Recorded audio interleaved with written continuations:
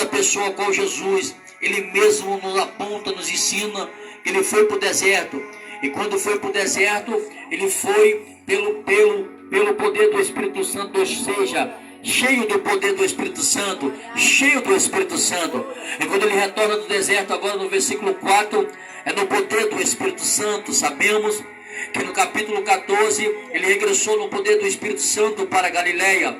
No versículo de número 18, agora ele tem uma oportunidade dentro da casa de oração de Deus.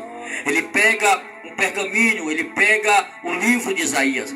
E no livro de Isaías, capítulo 61, Lucas vai narrar e deixar detalhado para nós no versículo de número 18, de Lucas capítulo 4, Jesus abre o pergaminho, Jesus abre o livro de Isaías e está escrito desta forma e desta maneira: o Espírito do Senhor está sobre mim, pois me ungiu para evangelizar os pobres, enviou para curar o quebrantado dos corações. Aqui é uma profecia de Isaías sobre a vida de Jesus, a qual Jesus veio e foi cheio do Espírito Santo. Quando Jesus lê, e Mateus narra essa história, a qual Jesus pega o livro de Isaías, e o qual Jesus lê, este versículo 1 de Isaías 61, a qual o próprio Cristo vai dizer: está sobre mim esta profecia. Aqui se cumpre esta profecia. A Bíblia diz que Jesus, ele se apresenta já como Cristo para todos que estavam dentro daquela igreja, dentro da sinagoga. Ali as pessoas começam a murmurar contra Jesus. Ali as pessoas se levantam contra o ministério de Jesus. A Bíblia diz que tentam jogar Jesus num penhasco, mas não conseguem, porque o Espírito Santo estava sobre Jesus, deu poder para Jesus. Ali ele sai no meio do povo, as pessoas ficam, aleluia, atordoadas, e quando Jesus sai do meio do povo, Jesus no poder do Espírito Santo. Eu quero pregar nesta noite, queridos e amados irmãos, o poder do Espírito Santo sobre a vida de uma pessoa.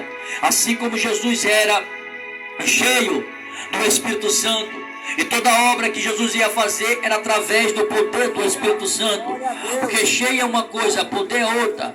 Cheio do Espírito Santo é ter poder para pregar. Cheio do Espírito Santo é poder para fazer sinais e maravilhas, ao qual Jesus prometeu para a sua igreja na terra. E nós estamos aqui com este poder e autoridade através da palavra de Deus. Eu, o evangelista Carlos, não tenho poder para nada. Eu não tenho poder para libertar. Eu não tenho poder para curar. Eu não tenho poder para repreender todo tipo de enfermidade, não. Mas a palavra que eu prego e a unção que esta palavra que nós pregamos e profetizamos, ela sim tem poder para curar, tem poder para libertar, tem poder para realizar sonhos e projetos e maravilha. Como eu disse, o escritor de Hebreus capítulo 4, versículo de número 12 vai dizer que ela é viva, poderosa e eficaz. Ela tem poder para fazer obras sobrenaturais. Quem lembra que quando Jesus foi para o deserto, em Mateus capítulo 4 e Lucas capítulo 4 vai dizer que ele vence o inimigo, ele vence o tentador de nossas vidas, Satanás.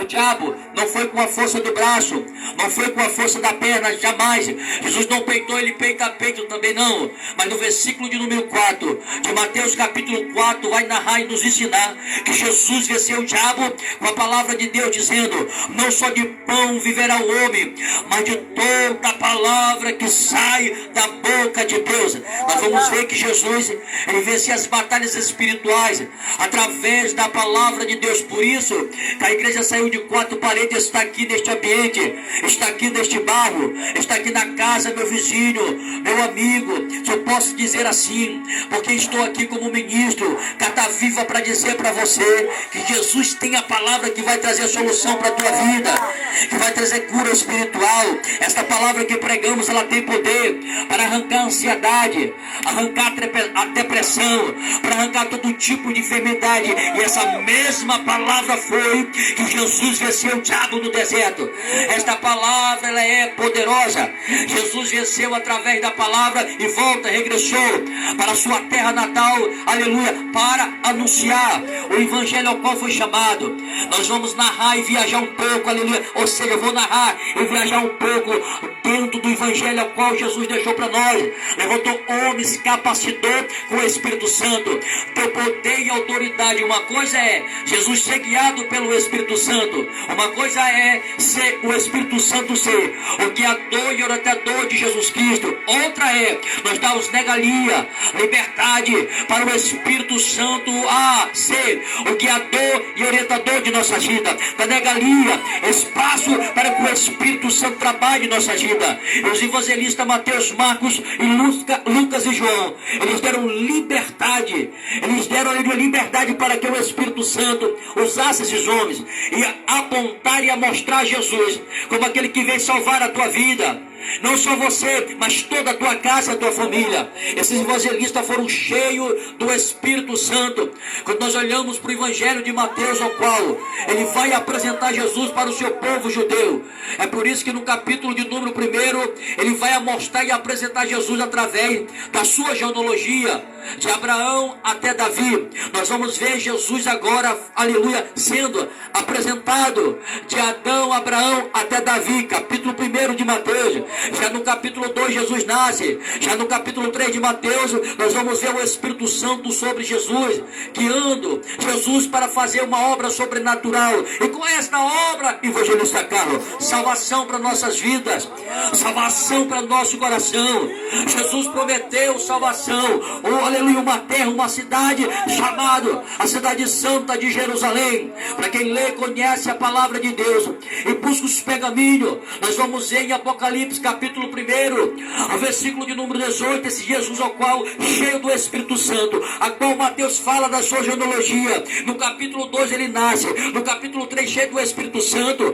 Nós vamos ver no livro de Apocalipse capítulo 1, é o versículo de número 18, esse Jesus, com poder e autoridade agora, com a chave da vida e da morte. Por quê? Porque cheio de poder e autoridade é aquele que tem o poder e o controle de nossas vidas. É Jesus Cristo de Nazaré. Quando nós olhamos para dentro do livro, aleluia, de Gênesis, de Apocalipse até Apocalipse, nós vamos ver Jesus, o qual tem poder para tirar da vida. Quando Ana vai orar, Ana vai clamar, no capítulo 2 ao versículo 6, a oração dela é: Senhor, tu tem poder para tirar a vida da vida, tu faz descer a sepultura e tem poder para tirar da sepultura. Ana conhece o poder e o senhorio de Jesus Cristo. Ele conhece o poder do Deus que nós estamos pregando aqui nesta noite. É um Deus que tem poder para trazer salvação. É um Deus que resolve, traz, aleluia, traz solução para problema para nós que é difícil. O Deus que nós pregamos é um Deus que tem poder e autonomia para curar a enfermidade. É por isso que o Evangelho de Marcos vai dizer que ele é o médico dos médicos. Ele tem poder para curar todo tipo de enfermidade. Não há câncer maior do que Jesus. Não há paralisação maior do que Jesus. Não há enfermidade maior do que Jesus. Nós pregamos neste bairro e nesta rua. Vou repetir mais uma vez. É por isso que a igreja saiu de 4 paredes nesta noite, para profetizar a palavra que traz salvação, para profetizar a palavra que traz cura. Nós viemos nesta noite para profetizar Jesus, ao qual ele muda a história, ele traz solução. Ele prometeu não só salvação, mas sim o Consolador, o Espírito Santo que nos dá entendimento, o Espírito Santo que nos dá amadurecimento, o Espírito Santo que abre, aleluia, aleluia, a nosso entendimento. Aleluia, Jesus prometeu para o discípulo. Se nós formos trazer aqui uma história ou uma conjecturação dentro da Bíblia Sagrada, da palavra de Deus, nós vamos ver que os discípulos são a igreja hoje na terra, a qual vieram proclamar e apresentar Jesus, o único que pode trazer solução para nossas vidas. Toda pessoas que foi aos pés de Jesus receberam um milagre sobrenatural. Por quê? Porque Jesus tinha solução para a causa impossível, para a solução ao qual o médico, a medicina nunca trouxe na terra. Quando é o ponto final que o homem diz não tem mais jeito, é o ponto final. É aí, pastor Juvenal, que Jesus entra na história. É aí que Jesus abre a porta onde não há porta para o homem passar. Aí Jesus entra e cura a enfermidade que o médico diz que não tem mais cura. Jesus entra na história e muda. Aleluia, ele dá uma nova direção.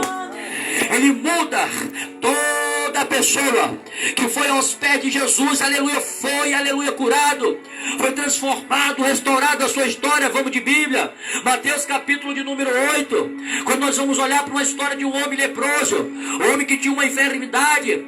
A lepra estava comendo este homem de dentro para fora, mas a maior dor que este homem tinha era dentro do seu coração. Por quê? Porque a palavra de Deus, a narrativa do